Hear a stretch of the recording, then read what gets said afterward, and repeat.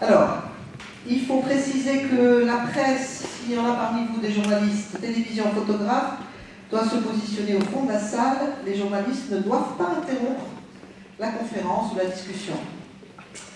Une fois la conférence terminée, il y aura un temps pour interviewer les intervenants en leur demandant préalablement leur autorisation.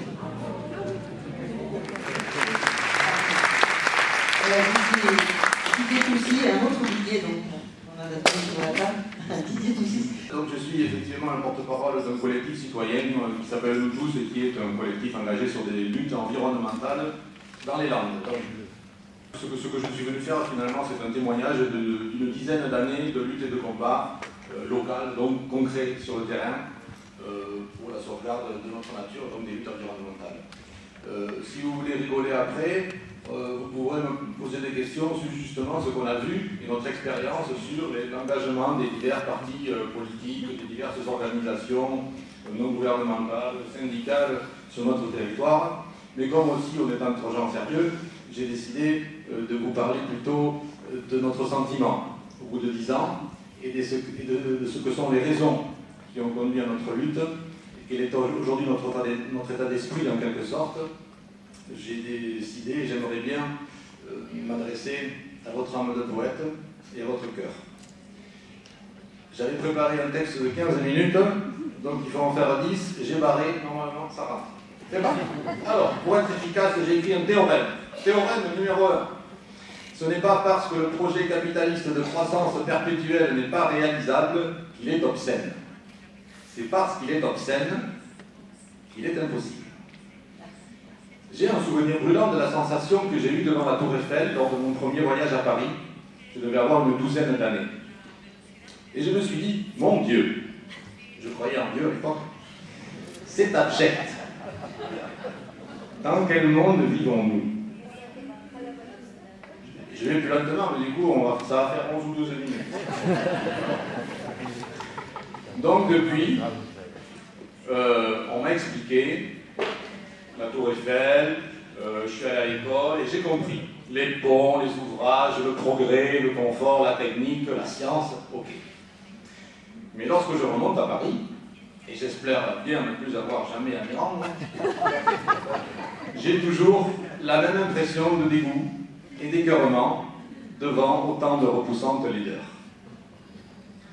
Il faut bien comprendre par cet exemple que l'avenir du monde se joue là, entre ce qui est prêt à accepter la tête comme explication, comme raisonnement, et les révoltes, les sentiments, les indignations que sont toujours prêts à exprimer nos âmes, nos cœurs.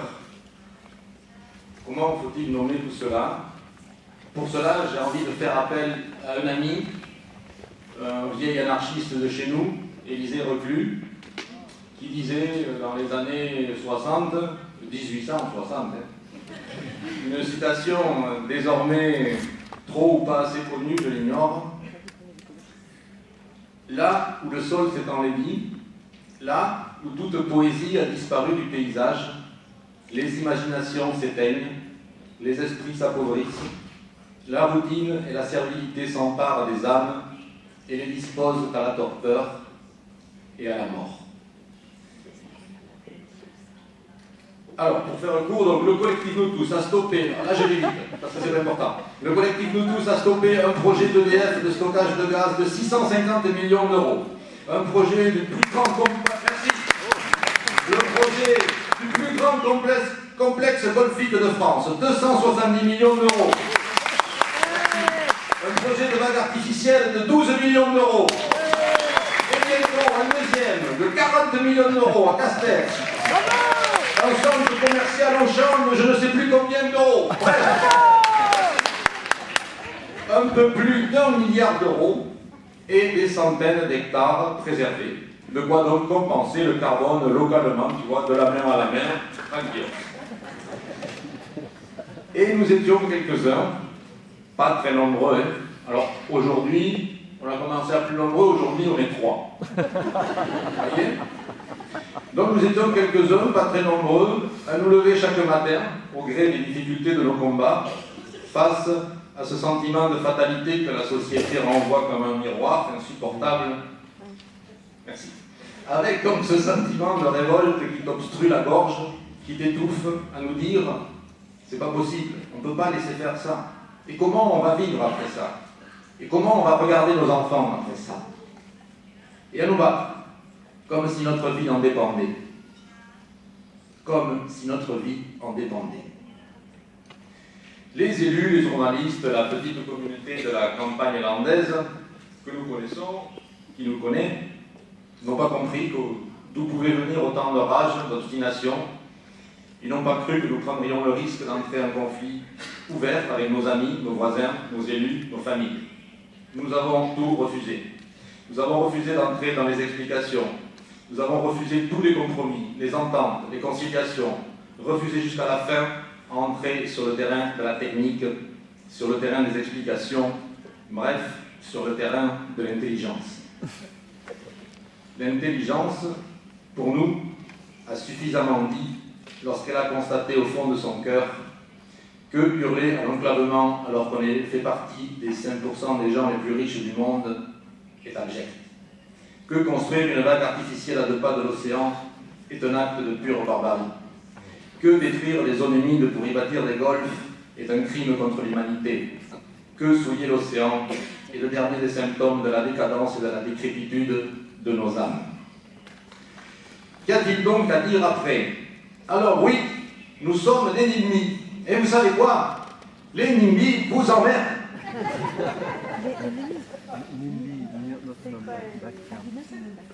C'est un acronyme américain ou anglais pour dire que c'est nous, on ne veut pas de ça chez nous, faites-le donc ailleurs. Vous voyez? Donc si tout le monde refusait qu'on le fasse chez nous, parce que c'est chez quelqu'un partout, vous comprenez? C'est pas mal. Bref, finalement des positions très normales. Et bizarrement, ces positions normales passent pour extrémistes, du moins pour radicales. Mais c'est encore une construction sociale du conditionnement à la résignation. Donc ces positions normales et radicales nous ont valu finalement beaucoup d'inimitié et d'incompréhension, y compris parmi nos amis, à la manière, j'imagine, dont sont perçues nationalement les positions des journalistes de la décroissance. Je ne sais pas s'il y en a dans la salle. Or, ce qui fait, me semble-t-il, la différence entre eux et d'autres, c'est qu'ils ne considèrent pas la décroissance comme le chemin obligé pour cause de croissance. Oula, il faut faire vite. Impossible, mais bien comme le seul chemin philosophique, digne et respectable. Et respectable, donc, qui réconcilie l'homme moderne avec 3 000 ans de philosophie. Bon, alors maintenant, il faut faire vite, apparemment. Alors voilà. Donc je voulais remercier Isabelle et Bertrand, mais j'ai pas le temps. Voilà, parce que Bertrand il nous avait dit que le sommet du G7, le contre-sommet, serait l'occasion de nous rassembler, de réaliser la foutue convergence. Je pense que c'est pas vrai. D'abord, non, parce qu'en organisant un contre-sommet, nous nous comportons exactement comme nos dirigeants veulent que nous nous comportions. Et ensuite, parce que je pense fondamentalement que le lieu, le seul d'un vrai rassemblement, d'une vraie communion au fondement de ce qui sera notre avenir, sont les luttes environnementales. Comme on a souvent l'habitude de le dire, les luttes environnementales font partie d'un combat. Non, elles sont le combat. Le seul et le dernier, pour mettre en acte et en pratique l'indignation ultime, donc face à la destruction de la nature, à la destruction de notre nature et à l'effacement programmé de notre âme de poète et de notre possibilité d'être autre chose ensemble et individuellement que ce que nous sommes programmés à être, c'est-à-dire, je ne sais pas, des transhumains, des post-humains, des fous, des cons, quoi. Bon, alors,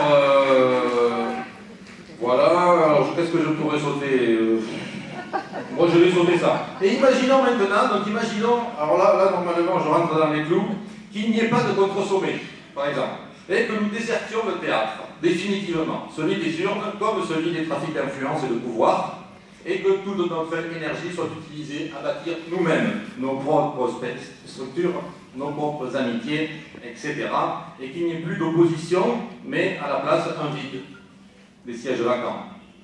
Voilà, nous avons notre journal, notre école, notre système de défense de la nature, nous créons notre lieu de vie, notre verger collectif. Voilà, nous sommes, qui n'ont pas vocation à rassembler, simplement à être pour nous aussi. Nous sommes la poésie en lutte, une et indivisible, définitivement. Le sentiment d'indignation se cultive-t-il? S'éduque-t-il? Bien sûr que non. Qu'elle soit nationale ou populaire, l'éducation est l'organe de l'État créé pour faire rentrer l'émotion et la créativité dans l'ordre du conditionnement, faire rentrer la poésie dans le cadre de la culture et du divertissement, faire rentrer la révolte dans le cadre de la politique ordinaire. Voilà, alors, puisqu'on n'a plus d'Indiens chez nous, de temps en temps, on fait appel à des emplumés d'Amérique. Tu sais, on fait venir des Indiens d'Amazonie, là, ceux qui ont la forêt qui brûle maintenant, et on leur montre la Seine et la Tour Eiffel, et pour les entendre nous dire, avec leur accent rigolo, vous, dingo, vous avoir détruit tout ce qui vit, vous avoir détruit votre vie même. Ils sont à ce titre les poètes, ceux que nous ne pouvons plus ou ne savons plus être, c'est-à-dire ceux à qui il reste assez de rapport à leur nature, à la nature, à leur humanité, à leur dignité, à leur humilité, à ceux qui les dépassent, pour pouvoir exprimer des sentiments simples tirés de leur cœur, plus que de leur cerveau. Théorème numéro 2, c'est le dernier, et c'est la conclusion, ça tombe bien. La COP 21 n'est pas obscène parce qu'elle est impossible à réaliser, et que tout le monde le sait, mais c'est parce qu'elle est obscène. Elle est impossible à réaliser. Que dit le poète?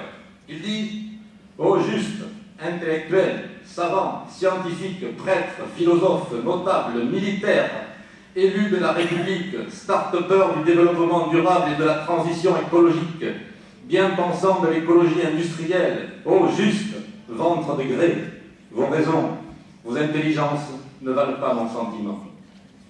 Car malgré tout, malgré la Tour Eiffel, malgré le génie, malgré la science, malgré la culture, la civilisation qui précipite et coordonne la destruction de la Terre est, à n'en plus douter maintenant, une civilisation de connards.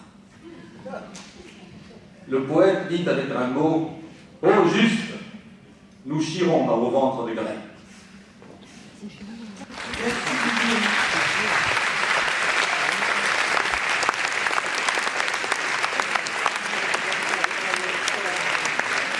Néolibéral a fait de nous des moutons bêlants très très gentils. Nous sommes toujours très gentils, nous faisons des conférences, nous avons beaucoup d'idées. Mais tout à l'heure, notre ami espagnol nous a dit que Trump était un criminel. Il y a beaucoup de criminels donc, qui sont réunis à Paris en ce moment. Il y a quand même une question que je me pose, c'est à votre avis, qu'est-ce que les sociétés humaines ont fait de leurs criminels au fil du temps?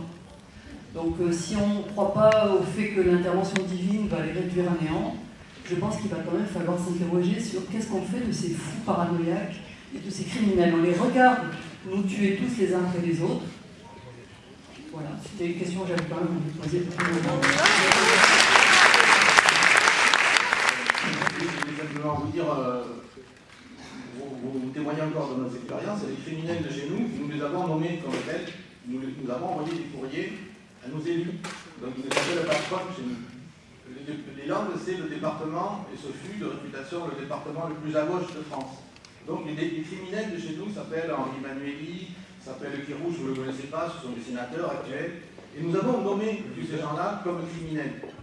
Mais vous savez, donc, nous avons des criminels socialistes, nous avons des criminels du Parti communiste, nous avons un tas de criminels comme ça que nous avons nommés comme tels, effectivement, au nom du droit supérieur à la nature. Cette chose-là se dit et s'exprime. Je vous demande, il y a effectivement des gens qui vivent à Paris, je ne vous demande pas tous de déménager, mais effectivement, cette chose-là, sur un territoire et dans les luttes locales, s'expérimente et se vit dans le concret et concrètement. Ce que nous avons, nous, compris et que nous avons vécu, c'est que tout ce qui tend à entrer en dialogue avec le pouvoir, voilà, le pouvoir qui parle du G7 et qui se ramifie et qui arrive juste dans nos territoires avec nos élus locaux, tout ce qui tend à entrer en dialogue avec le pouvoir, à penser l'influencer, à penser le contraindre à la raison, etc., à vocation à être assimilé par lui. Dans les urnes, dans les mouvements, dans les manifestations, dans les défilés, etc., etc. Quand je vous dis que le seul combat est le combat que nous devons mener pour la nature à côté de chez nous, c'est parce que c'est vrai et que c'est le seul qui ne soit plus assimilable. C'est le seul. nous pensons, c'est un piège, nous l'avons vécu, nous, c'est un piège de penser que nous allons influencer le pouvoir, que nous allons influencer les institutions, que nous allons modifier la façon dont ces gens-là qui sont toujours les mêmes pensent et penseront. C'est un piège dans lequel nous tombons, c'est un piège peut-être même de nous réunir ici, au lieu d'utiliser notre rage, notre détermination à lutter pas à pas et de bâtir un rapport de force et de leur en foutre plein la gueule. Il n'y a que ça à faire. Oui.